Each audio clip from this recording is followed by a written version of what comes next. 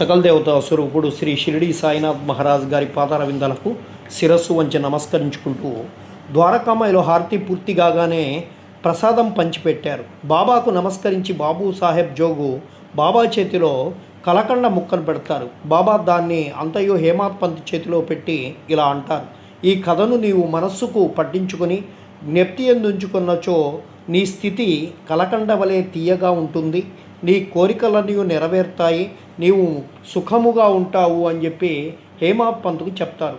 హేమాత్ పంత్ బాబాకు సాష్టాంగ నమస్కారం చేసి, బాబా ఇలా ఎల్లప్పుడూ నన్ను అనుగ్రహించుము, ఆశీర్వదించుము, కాపాడు అని చెప్పి ప్రార్థిస్తాడు. అందుకు బాబా ఇలా జవాబిస్తారు, ఈ కథను వినుము, దీనిని మనమున్నము చేయుము, నిది ధ్యాసనము చేయుము, అట్లయినచో నీవు భగవంతుని ఎల్లప్పుడూ జ్ఞప్తి ఎందుంచుకొని ధ్యానించదవు, భగవంతుడు నీ ముందర ప్రత్యక్షమగును. మరి ఏదైనా సంబంధం ఉండనిదే ఎవరు ఇంకొకరి వద్దకు పోరు. ఎవరు ఎట్టి జంతువు కానీ నీ వద్దకు వచ్చినచో నిర్దాక్షిణముగా వాణ్ణి తరిమివేయకుము, వాణ్ణి సాదరముగా చూడుము.